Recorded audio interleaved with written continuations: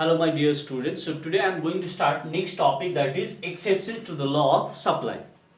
Okay, we have already done that. Law of supply states that all the things remaining constant, when the price of a commodity increases, quantity supply increases, and when price decreases, when price increases, quantity supply also increases. When price decreases, quantity supply also decreases. So here it shows the positive, okay, price quantity supply. So it shows the positive relationship, and due to that positive relationship the shape of the supply curve is upward sloping. But in the case of these exceptions, the supply curve may not be upward sloping, it may take the different shape. Okay, so there are the two cases. One is vertical supply curve, okay, that is the first exception, and the second exception is backward bending supply curve. So we will discuss one by one. First we have vertical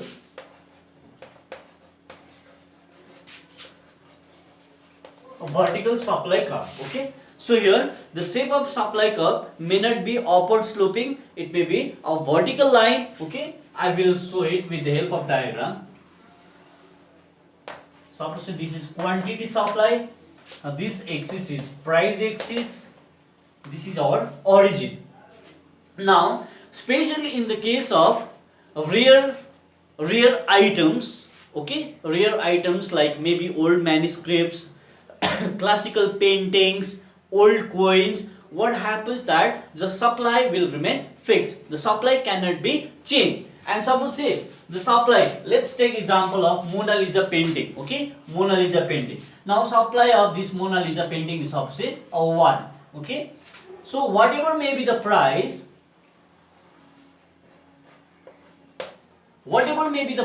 you pay P1, or you pay the price P2, or pay price P3, the supply will remain fixed. Okay, so in the case of Mona Lisa painting, the original painting is only 1, whatever may be the price, okay, whatever may be the price of that painting, the supply is fixed. Similarly in the case of that Shivaji sword, okay, that sword, original sword is 1, and the price, whatever price you pay, the supply will remain fixed. So in the case of vertical supply curve, the supply will remain fixed and the price may vary, but quantity cannot be changed. That's why it is called vertical supply curve, and that is one of the exceptions to the law of supply. We can take another case also, especially in the case of agricultural item, for that particular product and in that particular season, the supply cannot be increased. Okay, whatever may be the item, for example we can consider paddy also. For particular season, whatever the production will takes place, that will be the supply of paddy. Okay, we cannot increase the supply after 10 or 15 days. Okay, in order to increase again, we have to wait for certain time period, we have to plant first, then minimum 3-4 months we have to wait, then only we can add more quantity and supply can be increased. So here in the case of vertical supply curve, the supply will remain fixed, that is whatever may be the quantity, if it is 1 then it will remain 1, if the quantity supply is fixed as 2 then it will remain 2. So that is also one of the exceptions to the law of supply. Okay, second exceptions we have backward bending supply curve. So supply curve may take another shape, it may take backward slope, but this is applicable in the case of labor supply. When the wage rate is very high, the working hour may be less, okay, or the supply of labor may be less. So for here we can see that, suppose say the wage of labor is W1, okay, we are taking the case of this labor supply, okay, that is expressed in the terms of working hour. So when the wage rate of labor is OW1, we can see that the working hour of labor is OT1. Working hour is OT1. That means working hour is more. But when the wage rate of labor increases from W1 to W2, okay, when wage rate increases from OW1 to OW2, we can see that the working time period of that labor is decreasing from OT1 to OT, okay, OT2.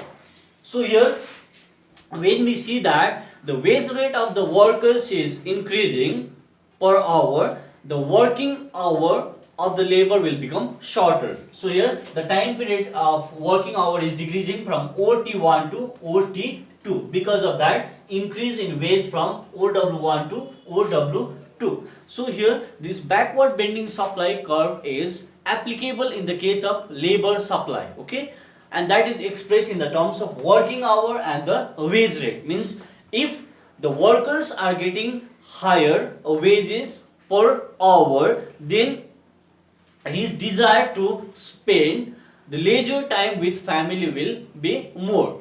He will work for less time period and more time he can spend with his family, relative, with his kids and so on. So here if the wage rate is high, the working hour will be less and the remaining time period he wants to spend with his family members. Okay. But if the wage rate is very less, then his tendency will be there to work for longer hours. Suppose say when the wage rate is only OW1, we can see that he is working for more time period. When wage rate is only OW1, he is working for more time period because he has to earn more income to run his family. Okay, next topic we have movement along the supply curve. Okay, movement along the supply curve. So when quantity supplied of commodity increases or decreases due to only change in its price, but other things remaining constant, then that concept is known as movement along the supply curve. Once again listen, when the quantity supply of a commodity, when quantity supply changes means maybe increases or decreases. Changes means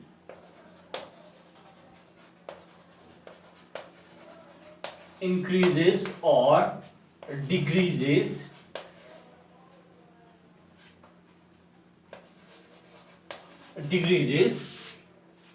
With change in price. Okay, with change in price. Price may be increasing or decreasing. The price may increase or decrease, but other things remaining same is called movement along the supply curve. So here quantity supply may increase or may decrease, but only due to change in its price, and the other factor will not change. Input prices will remain same, goals of the producers or the objective of the producers will remain same. Okay, technology will not change. Here the quantity supply may increase or decrease due to only change in its price, maybe increase in price or maybe a decrease in price. So that concept is called movement along the supply curve. Now this movement along the supply curve is also known as extension of supply and contraction of supply. So this can be classified into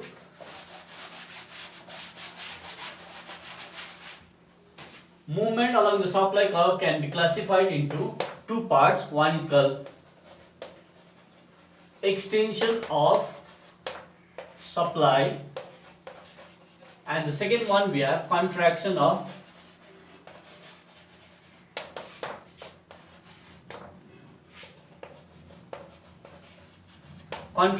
supply.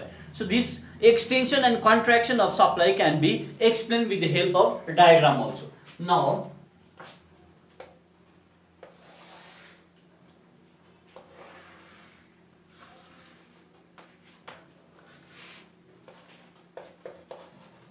price, here quantity supplied, this is our origin. Now suppose say this is the initial supply curve. S is the initial supply curve, and let's consider P is the initial price. So at price P, suppose say quantity supply is Q. Okay, quantity supply is Q. Now when the price of a commodity increases from P to P1, when the price of a commodity increases from P to P1, we can see that the quantity supplied is also increasing from Q to Q1. Okay. So initial price is P and the quantity supply is OQ. Okay. Now when the price of commodity increases, it can be any item. When the price of commodity increases from OP to OP1, we can see that the quantity supplied is increasing from OQ to OQ1. So this is the case of extension of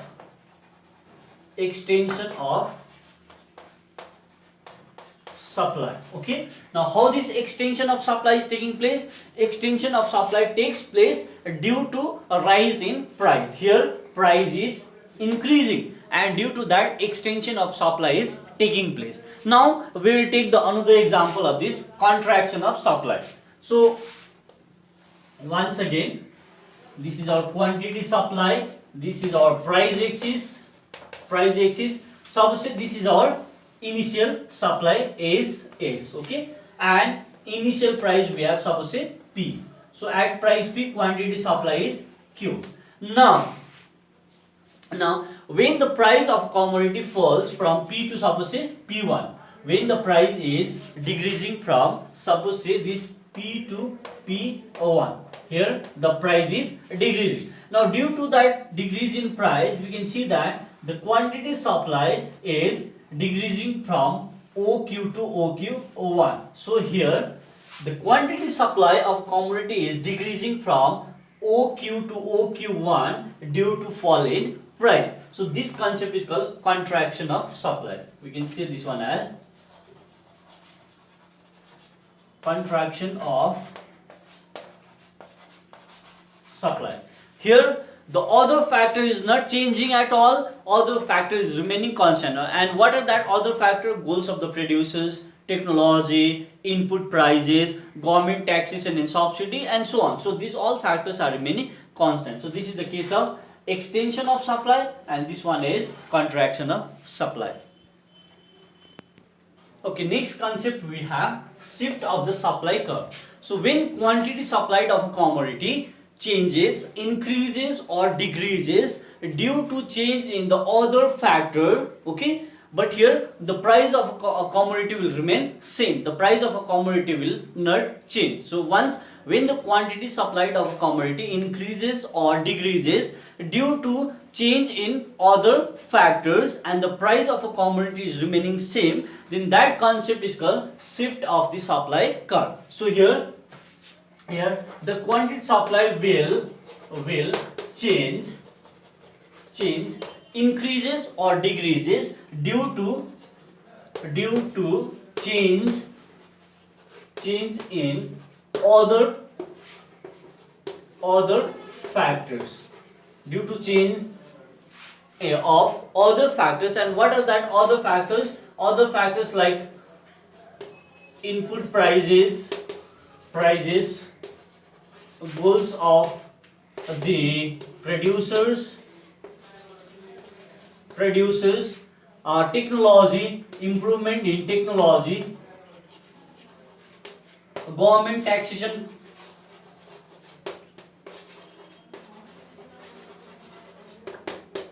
policy, etc. But here what will remain same? The price of a commodity, the price of a commodity will remain same.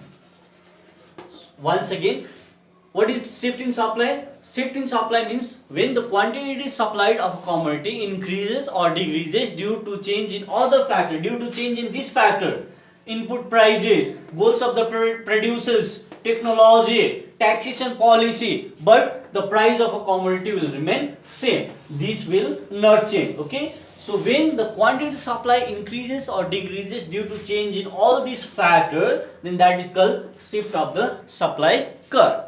Okay. Here the price of a commodity will remain same. It will not change. Now the shift of supply curve is also classified into two types. We have increase in supply and decrease in supply. Okay.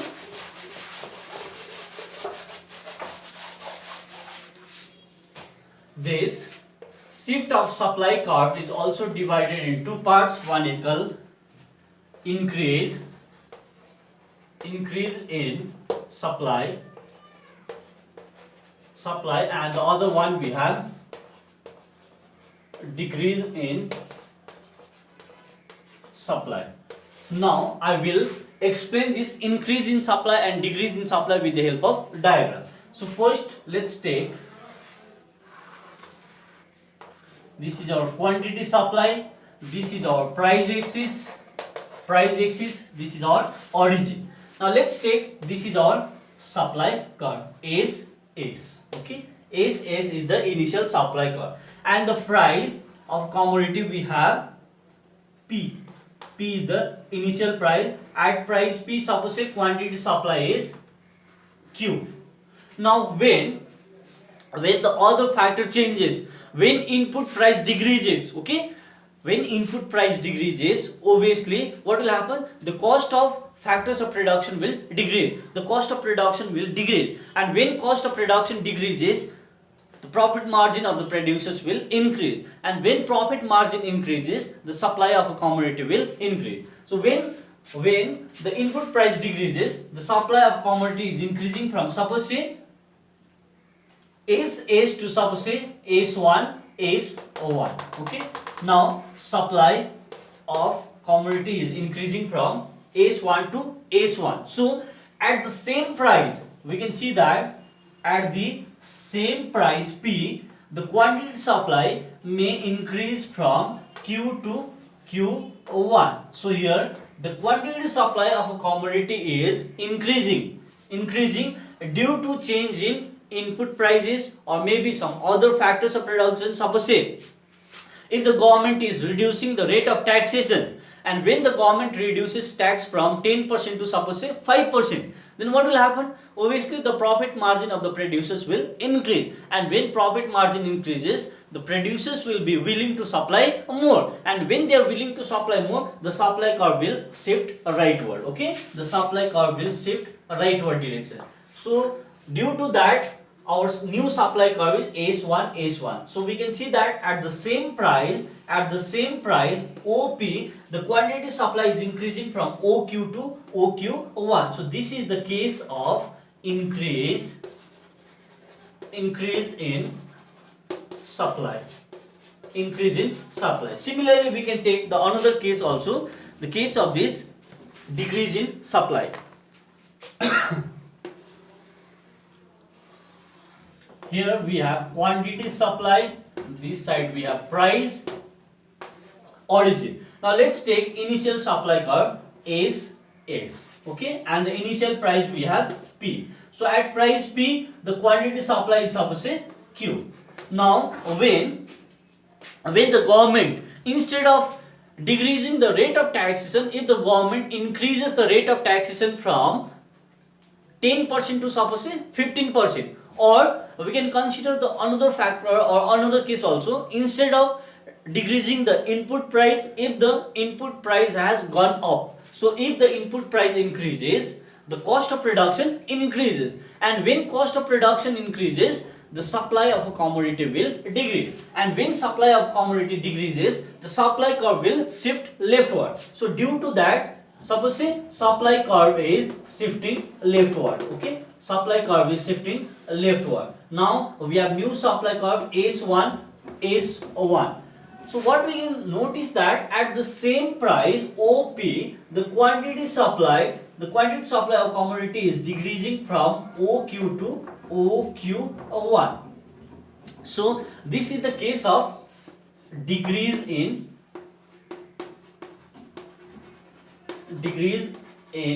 supply.